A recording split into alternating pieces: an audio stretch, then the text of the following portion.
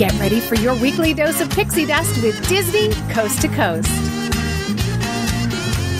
Hey folks, and welcome to Disney Coast to Coast. I'm Jeff DePaoli. And I'm Patrick Dougal. And today we are talking about something that could be considered a bit controversial, I would say, and something that I wanted to talk about. Wasn't sure this was the exact show to talk about it, but Patrick has kind of convinced me. It needs to be said. It needs to be said, and frankly, part of the reason why I said, we really should do it is because every time I've been at panels and Imagineers have been asked this question, they've kind of dodged the question and haven't really answered it. And I feel like if we don't talk about it, we're just as bad as those people dodging the question. So, Patrick, why don't you take it away, because you're very excited about this. Well, I think we decided that it's finally time to talk about some of Disney's competitors, mostly being Universal Studios and their new Harry Potter expansion. So today, yes, we're doing a Disney versus Harry Potter episode. Simply because it can't be avoided anymore. Because for the first time in forever, it's kind of... They've got legitimate competition. Like, especially in the Orlando area. Oh yeah, no, absolutely. And soon out here, it sounds like as well, in LA. But yeah, it's crazy. Up until a couple of years ago, if you had said Universal Creative to me, I honestly wouldn't have known what that was. And if you're listening and you don't know what that is basically Universal Studios' version of Walt Disney Imagineering. And they have blown the roof off of what they're doing now, in such an impressive way.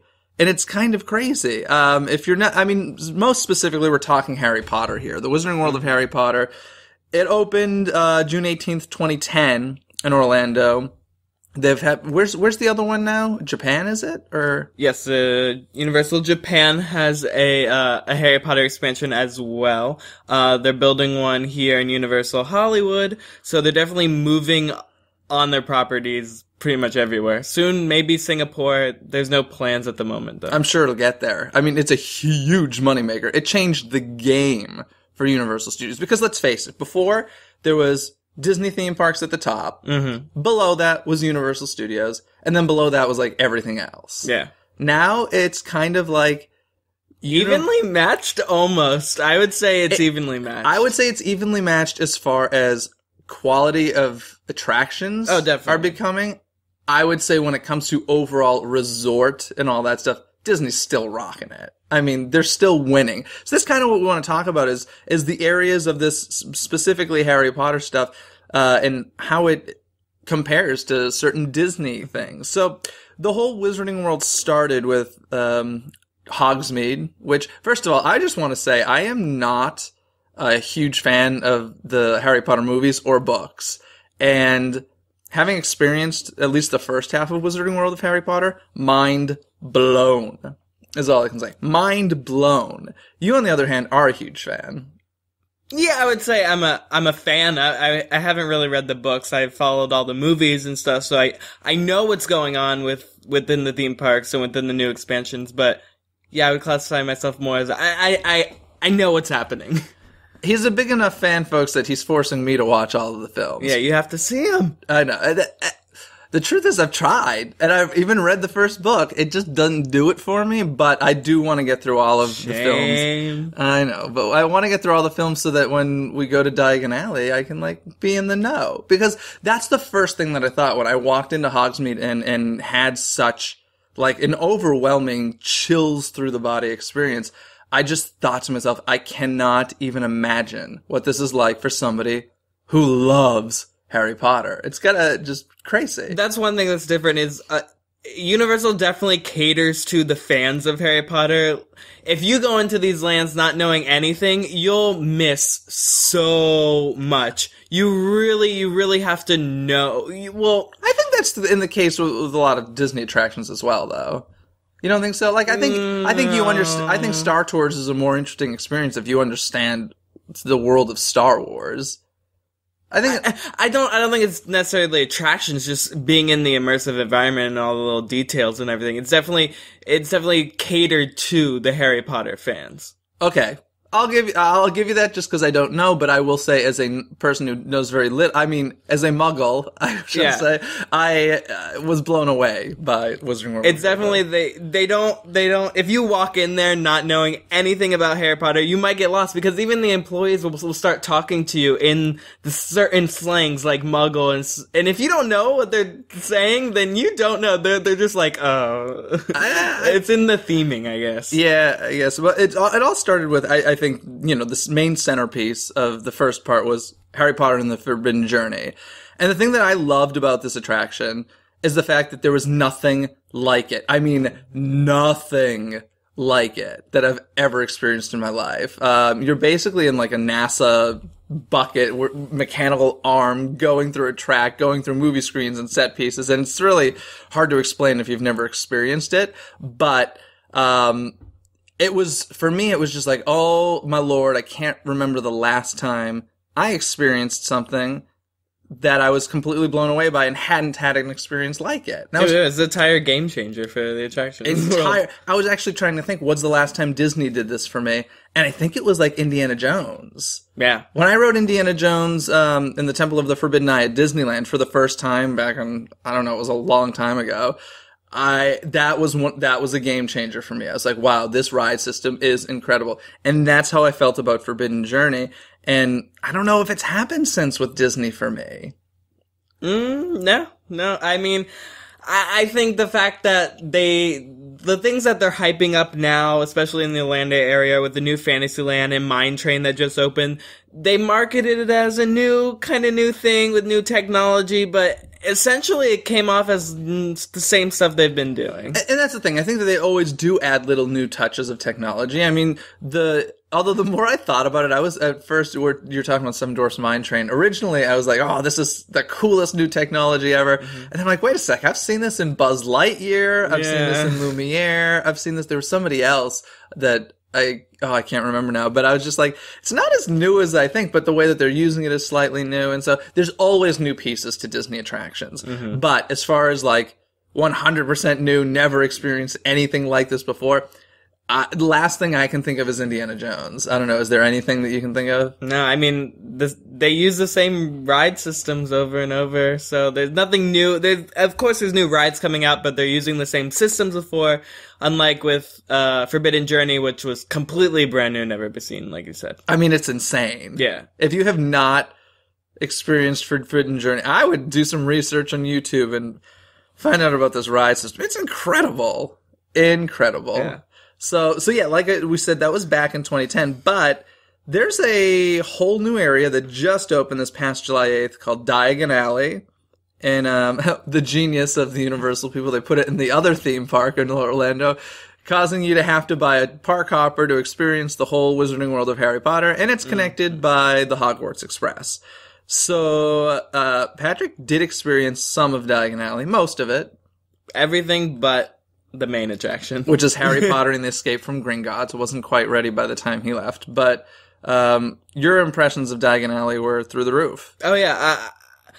I will say this from the bottom of my heart that Diagon Alley was probably the most immersive theme park experience that I've ever experienced. Even more so than the Wizarding World of Harry Potter over in Islands of Adventure. Okay. Why? I would say that, unlike, obviously with, if you've ever been to Hogsmeade, depending on what side you enter on, either from Jurassic Park into, towards the castle, or from Lost Continent through Hogsmeade, you're immersed in that environment, but I think there's still the surrounding areas that can take you out of it.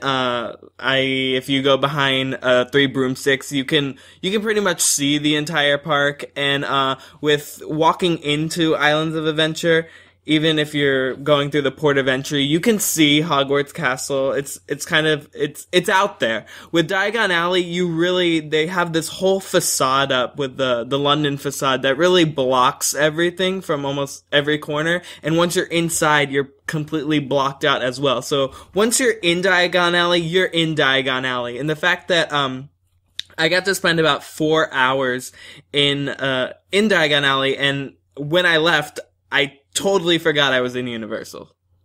That's an impressive accomplishment. I'm trying to think if there's anything Disney that has done that for me. I think, I mean, all the lands in Disney are, they make a theme, but I don't think they completely, totally block you out into that theme. Yeah, I think if you think in Disney terms, I think that's kind of like what the entire park does, as opposed to a specific land. Whereas when you're in Disneyland, you really can't see the outside world unless you're on the monorail. And then, and yeah, it's interesting. So yeah, I saw some video. We were watching video of Diagon Alley the other night. I personally, I have not been there in person to see it, but from what I've seen and being a non-Harry Potter fan, I actually prefer Hogsmeade for the visuals. The castle is gorgeous.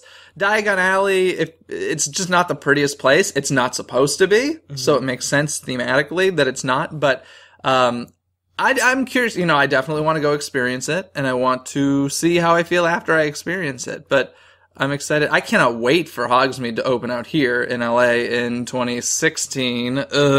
Way too long to wait. I think one of the nice things I know about a Hogsmeade, it's more like a straight shot through the area where it can get really crowded. Which a good thing about Diagon Alley is there's more like little areas and circles where the crowds become more split up. Okay. So I think it's a nicer area to walk through in terms of crowds, which I like.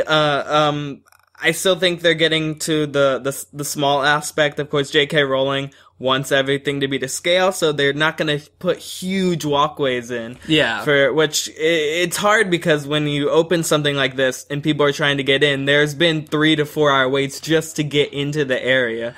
Yeah, and that's actually, you mentioned the whole size of pathways and stuff, and that makes me think of Disneyland versus Walt Disney World. Whereas I think Disneyland is such an intimate experience.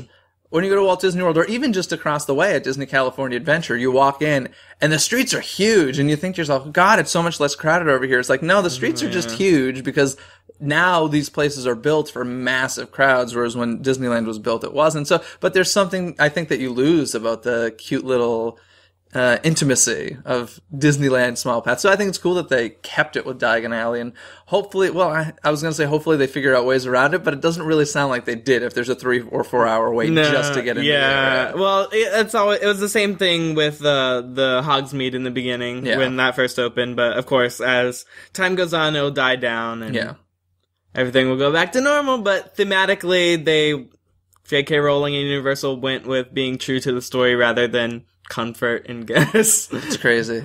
I know when they first opened, that was like the biggest complaint. The guests were like, "It's too small. The stores are too small." And they're like, "Well, the stores. If you want it to be Harry Potter, then this is what it's going to be." The stores are small, even over at Hogsmeade. I remember the wand shop. There's like always a line to get in to buy a wand, and they're tiny, intimate spaces. And like I said, cool for storytelling, terrible for dealing with massive crowds. Well, speaking of Ollivander's, the one shop, they actually, its original location was in Diagon Alley. Okay. So thematically, now it makes huge sense that Ollivander's is in Diagon Alley. That ruins it for me. No, it's kind of there's an annex version in Hogsmeade. I didn't realize it didn't belong there. This one is huge. So it's nice. It's a cool shop. I like it. So the main attraction in Diagon Alley is Harry Potter and the Escape from Gringotts. As I said, neither of us have experienced it personally. The reviews online are insane. Like, insane. I personally don't believe that it could be any better than Harry Potter and the Forbidden Journey. I can't say either, but I've heard the reviews. Obviously, it's a new ride, it's a new experience. Everyone's gonna be excited about it because it's new.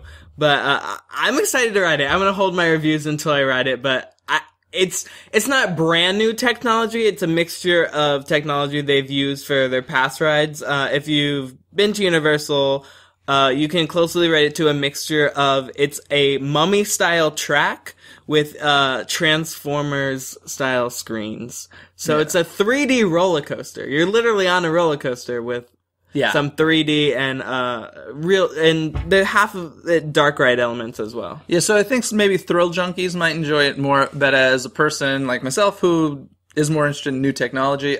I think, like I said, Forbidden Journey, when I did it, literally seen nothing like it. Mm-hmm. I think I'm going to love Escape from Gringotts, but I think I will be like, I've seen that technology and such, like you just mentioned. But it'll be interesting to see. In addition to the new ride at Diagon Alley, there are a couple shows, which you're really into. Wait. We're skipping a huge ride. Okay, go ahead. Hogwarts Express. Oh, Hello. okay. Yes, you're a big one. You did experience the Hogwarts Yes. Express. So I think I briefly mentioned earlier the two parks, because one area is at Hogsmeade is in Islands of Adventure, and then Diagon Alley is in Universal Florida or Orlando. Studios Orlando. Universal Studios Orlando. Okay. And which are two different theme parks. So if you're over on the West Coast, that's like basically Disneyland and Disney California Adventure. And they're connected by the Hogwarts Express. Go ahead, take it away, Patrick. Yeah, so to get on the Hogwarts Express, obviously you have to have a 2-park pass because it gets you back and forth between the 2 parks. And if you don't have a 2-park pass, luckily, right there at the train station entrance, you can upgrade your pass. How nice of them. So nice. So, depending what side you're entering from, Hogsmeade or Diagon Alley through King's Cross Station, you have 2 different journeys you can pretty much experience. From King's Cross Station in Diagon Alley to Hogsmeade, board the train. The cool thing about, going from King Cross Station is they actually have an effect in the queue line where you can run through platform 9 3/4. And if you've never seen the movie, I know what that means. I know what 9 3/4 means. Yes, Harry Potter runs through a brick wall to get to the Hogwarts Express platform. Funny enough, King's Cross Station is a real station in London. Oh, and okay, I didn't even know that. All right. Oh, yeah. So no one really knows about platform 9 3/4. So if you go to any of the train station workers there and ask them where platform Are you talking about the real one? Yeah. Oh, okay. No, in Harry Potter. In Diagon Alley. Okay. They will tell you that there's a platform 9 and 10, but no such thing as 9 3/4. Theming. Gotcha. I see what you're saying. So, there are kind of muggles in there. Very cool. But yeah, so, if you board from King's Cross... Theming. I love theming. If you board from King's Cross Station, obviously you're journeying from London to Hogwarts, and there's some fun little Easter eggs if you know some of the movies in there. You gotta pay attention. But the fact is, you're put into a cabin. Usually it seats about 8 to 10, 5 or 4. It's pretty much exactly from the movie. I know they use some of the same, like, upholstery to, like, do the seats and stuff. But you have, almost like a window on one side and then kind of just the car door into the trolley way, I guess, in a train. Like the aisleway. Yeah, I guess okay. the aisleway. Well, you have whatever's going on outside the window. Now, the window's obviously a screen because you're not going to see the backside of the Universal Parks. So, but it's a really well done screen.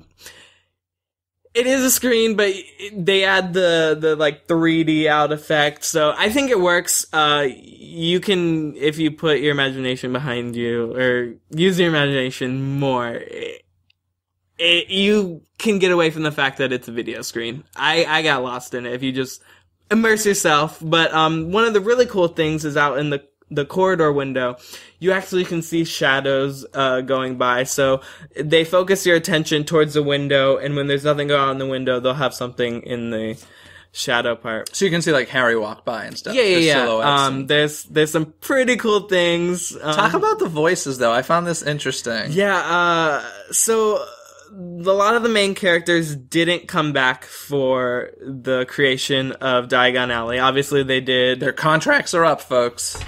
Even that, I think they just didn't want to... some of them are done with theme parks. I know Daniel Radcliffe is kind of over Harry Potter in general. But one of the biggest things is they used... they still tried to add them into the area without actually adding them in technically. Well, they're actually in the Escape from Gringotts, right? They're just created digitally. Yeah.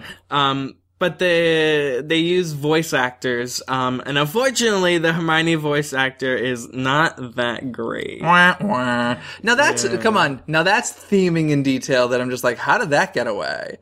But to be fair, the voice of Sebastian in the new Little Mermaid ride is terrible. Oh my god. I hope we're not offending anybody. Hopefully they're not listening. But, yeah, I can't stand it when voice matches are bad on anything. Yeah. Because I'm like, do you have any idea how many people out there can do it well? And I understand you go with the best actor and whatever. You can get the person with the best voice match to perform it well. It drives me crazy. So that's unfortunate to hear that. Yeah, that was my really only con of the area. Of course, and then if you enter the Hogsmeade Station to go to Diagon Alley, you have a different journey as well. So it's a fun time. I mean, it's obviously a also great way to park hop in general. Yeah. Like, it's so much easier to just hop on. But it's a long wait, isn't it?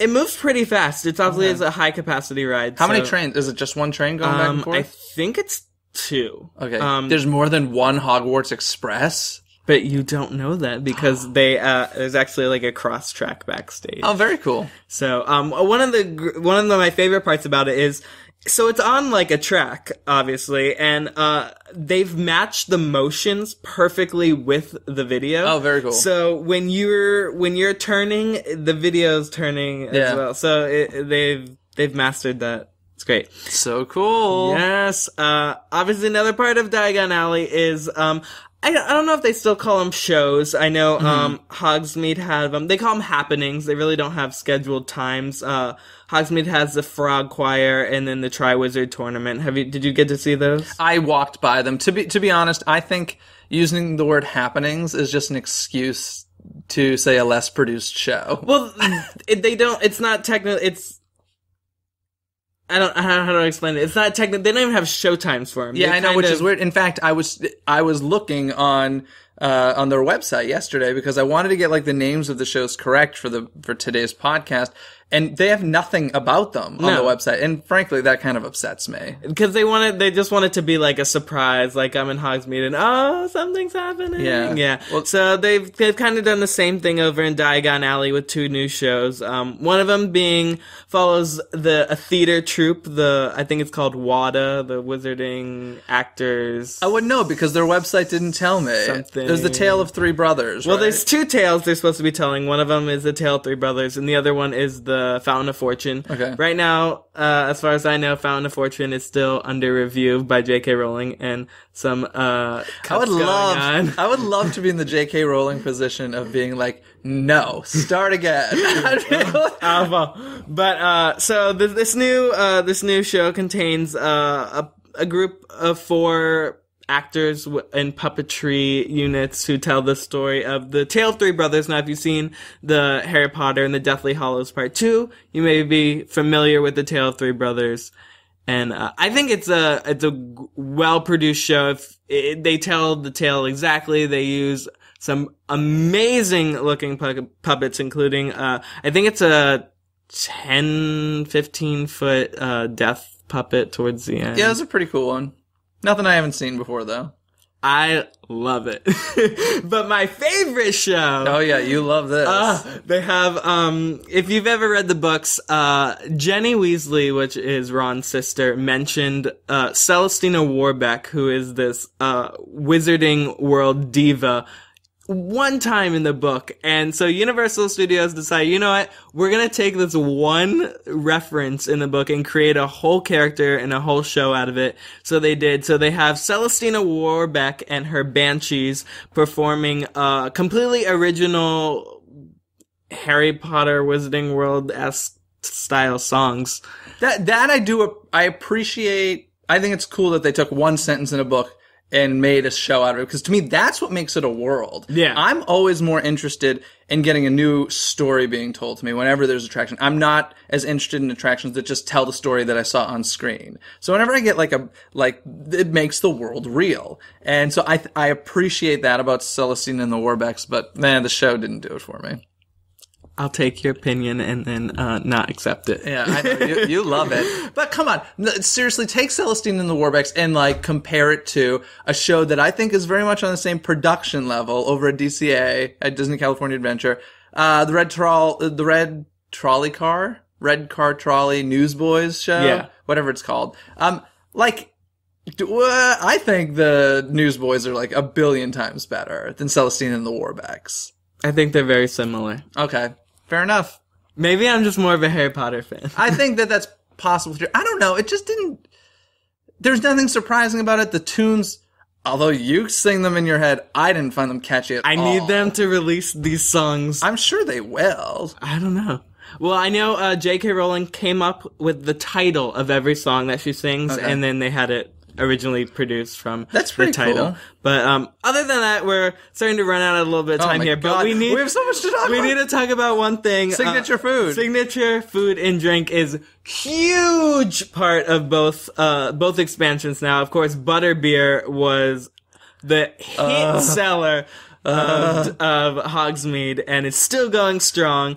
The fact that in Diagon Alley, I think there's like 3 or I think it's almost 4 places where you can get a butterbeer now. Folks, if you don't know this about me, I love me some butterbeer. Oh my god, it is so good. And of course, Universal expanded upon their butterbeer phenomenon with a new thing, which is butterbeer ice cream. Oh, I want to try it so badly. Yes. In Diagon Alley, there's an ice cream parlor called Florian Fortescue's, I think it's ice cream parlor or something. Very good. Yeah. Very good. Where they have all sorts of weird ice cream flavors and normal ice cream flavors. One of them is the butterbeer ice cream, which is served soft serve style, and it is delicious. I've had it. But they also have some weird flavors like chocolate chili and Earl Grey and lavender, which was really good. Do they have Oprah chai ice cream? No. Oh, maybe Starbucks will. Yeah. And besides that, we move on to the Leaky Cauldron, which is more like London-esque fare. That has food. Yeah. It's pretty much the main diner of the area, like 3 broomsticks for Hogsmeade. And fun fact, they actually use the same technology in Be Our Guest to send your food out, which is very interesting. And what I like about it is because you order your food and then you are sat by a server, so you don't really have to go like running around for a table, which is kind of be a pain, especially if you have a lot of people. So it's really nice. I had, what did I have? They have some like seafood shepherd's pie and like, they have, You and the seafood. How many times do you have to get food poisoning from seafood before I've only got food poisoning once. We won't mention where it was. No. Of course they have, bangers and mash, typical London food. I don't even know what bangers and mash are. Isn't it? It's mashed potatoes and sausage? I don't know. I'm gonna offend so many people. They have fish and chips, I know what that is. Okay, I know what fish and chips are. Fish and french fries. But so Universal has really, I mean, butterbeer changed the game when it comes to theme park signature food. And it's interesting because you were telling me about LeFou's Tavern has a signature drink. What's it called? It's LeFou's Brew. And if you've been, I don't know what it's called here, but it's Gaston's Tavern. LeFou's Brew. They have the same drink here. I think it's just called frozen apple juice at Cars Land, but it's the same thing. So they're trying to, I mean, obviously, I think that everybody was probably shocked to see the amount of money that was made off of a soda. Yeah, it's funny seeing Disney trying to copy Universal's ideas. And that's what today's episode really is about. It's like, that would have never happened before. It would have always been the other way around. And to see Disney looking at things that Universal are doing and saying, hey, we gotta do this. In fact, I've even heard people have left Walt Disney Imagineering to go to Universal Creative. That's a big deal. It's a massive deal.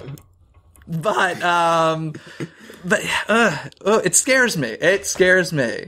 For me, I think I love when theme parks compete like this because it's only a benefit for the theme park goer because absolutely. If one competes, the other competes, and obviously we're getting new things real fast especially in Orlando because they're so close there where they're really battling for these guests. Yeah. And like I said, I think most people are still staying at a Disney resort and hopping over to Universal. It used to be, I know when I go, it's always get a park hopper ticket and do a day at Universal. It's getting to the point I think where the people staying at Disney are going to start buying those 2-day tickets for Universal, which is like gradually gaining the attendance, and it's interesting. And for like you said, Universal's not only creating these new like Harry Potter expansions, they're creating they're trying to make the same resort experience. They created a new hotel, they added Transformers, they added a parade,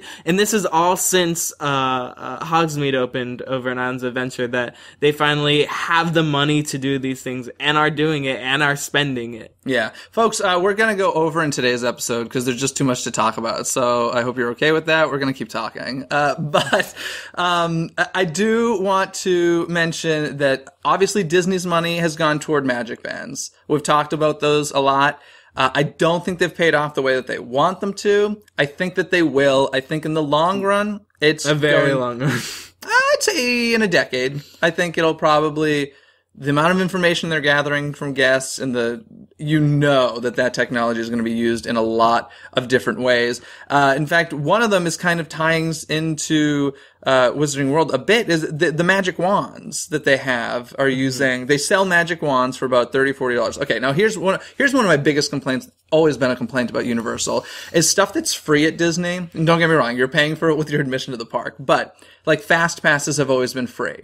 At Universal, you have to, what is it, you stay at the resort, and you can if you stay at a Universal resort, your hotel room is an express pass, or if you're not staying at the resort, you can purchase an express pass, which varies in price depending on the attendance for the day. Okay, so you can purchase an express pass.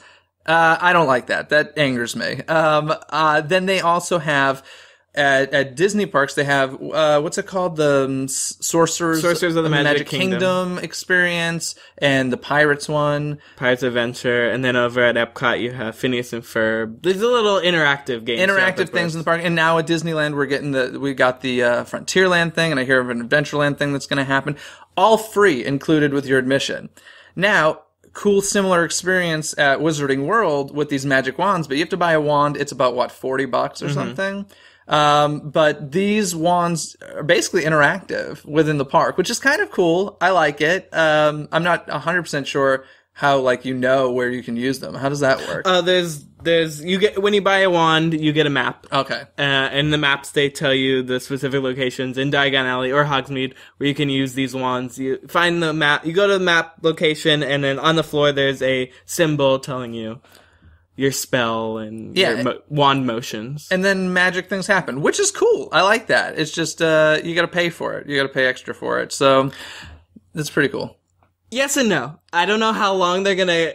If you wanna have a wand and keep it and walk around with it and do everything on your own, yes. Though I know they have a wand, I don't know exactly what they're called, wand helpers, wand assistants, but there are people with the wand standing by that will let you... Oh, that's cool. Yeah, that will let you do it for free. That's nice to hear.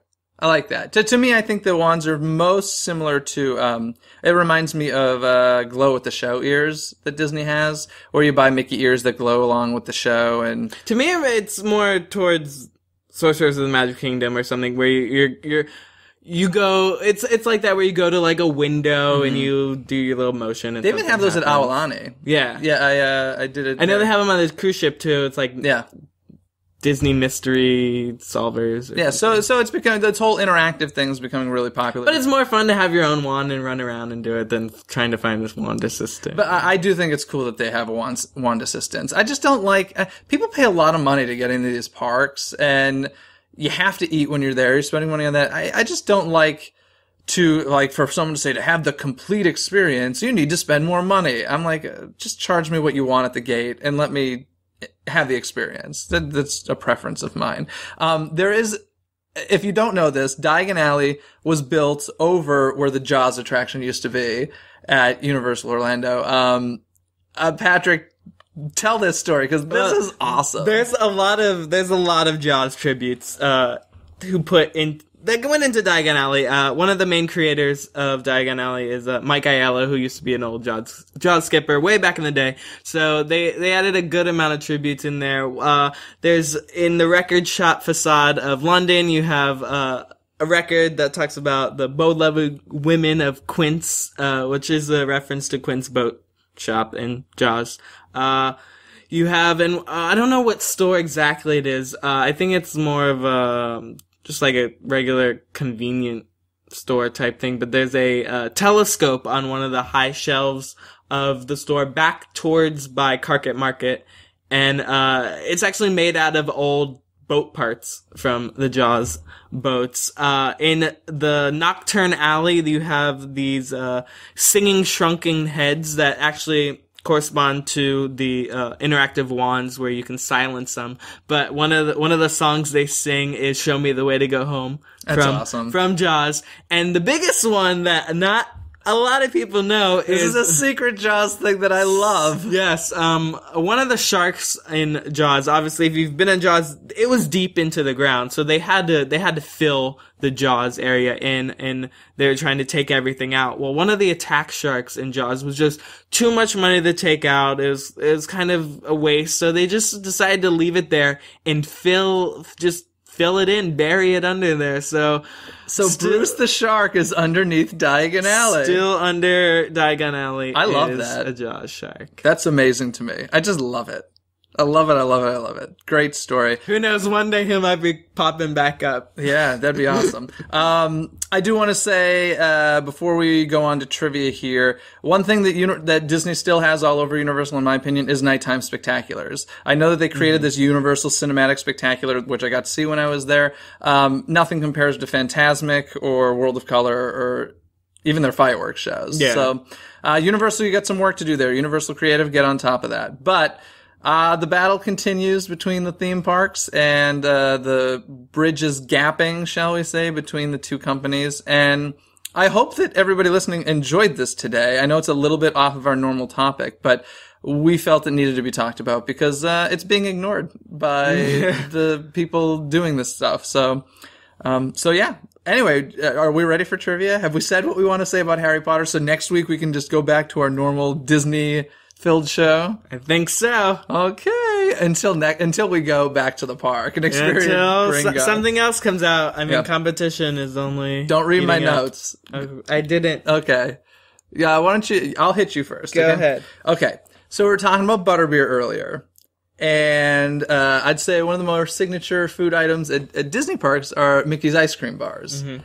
Okay, so in a year, what do you think sells more of, Mickey ice cream bars or butterbeer? Mickey ice cream bars. Yes. Now, the reason for it, though, I would say per square footage, it's actually, I'd say butterbeer wins, because here's the deal. So, as I mentioned earlier, what was it, June 2010, that Wizarding World opened? Yeah. And then, as of December 12th, 2012, 5 million glasses of butterbeer were sold. So that's about 2 million glasses a year. And now at that point, it was only Hogsmeade. Yeah. Nothing else. So just in Hogsmeade, about 2 million glasses of butterbeer sold a year. Mickey ice cream bars, including all Disney properties, 3.3 million per year. So, technically, more Mickey ice cream bars sold, but as far as square footage and number of guests and all that, holy moly, butterbeer is impressive, to say the least. And, you know, oh God, butterbeer's so good. I just want them to open up a little cart selling butterbeer at Universal Hollywood while they're building Hogsmeade, and we can see the construction going on. I'm like, just open a butterbeer cart. That's all I'm asking for. Please don't make me wait another year or 2 years to get butterbeer, please. I just want butterbeer. Yeah. I think the signature drink of obviously butterbeer, and they've actually introduced new ones over in Diagon, is a big factor in the success of Universal. Well, butterbeer sales alone could paid for like Transformers. I think probably. I gotta say though, it actually wasn't as crazy as expensive. I mean, it's a soda, but it's a super depending on soda. There's two different versions. We got the frozen one, and I think for 2 of them it was like $7 or something. That was with my discount, but okay, maybe that was. Of course, you can buy a souvenir mug and all that stuff. I need to get a mug. I need a butterbeer mug. You can buy, now there's 2 different souvenir mugs. There's a butterbeer mug design that you can get in Hogsmeade, and then a different butterbeer mug design you can get in Diagon. Oh, I didn't realize that. They're both plastic, though? Yeah. Wah, wah. Okay, hit me up with some trivia. Fun times. Okay. This one, you probably, it's fairly easy, but at one point, Disney was also, I don't think Universal was even having the rights to it, but Disney was really close to owning the rights of Harry Potter. Mm-hmm. Do you know where that was supposed to go? It was supposed to go in Beastly Kingdom. Well, I'm assuming it was going to go in Beastly Kingdom over at Animal Kingdom. Which is not, which went to... It's going to go to Avatar. Yeah. So, which is supposedly, I shouldn't say supposedly, hopefully going to be the game changer for catching up with Harry Potter. Because when I heard they bought the rights to Avatar, I was immediately like, this is in response to Harry Potter. There's no question about it.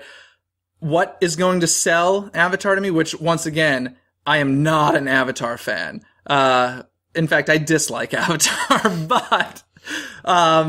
so they're going to have an even harder time selling me on that. But there better be attractions that blow my mind and have completely new things that I've never seen before. I agree. Entirely, beginning, middle, end. In order for it to compete with Harry Potter. And from the rumors I've heard so far, even though they're obviously huge rumors. 2017. Huge right? rumors. I'm not that excited.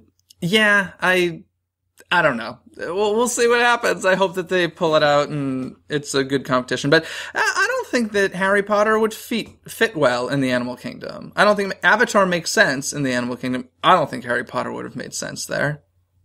Unless they went with the whole just about the animals of Harry Potter. I don't know what they were going for. Obviously, J.K. Rowling said no to Disney because Disney obviously wanted complete control over it. And since they didn't, they backed out. Well, Warner Brothers were the fools. They should have built their own theme parks and been super billionaires, but whatever. Anyway, folks, that is going to do it for our Disney versus Harry Potter episode. I hope that you found it enjoyable. We will see you next time. Bye. Expecto Patronus. Thanks for listening to Disney Coast to Coast. Have a magical day.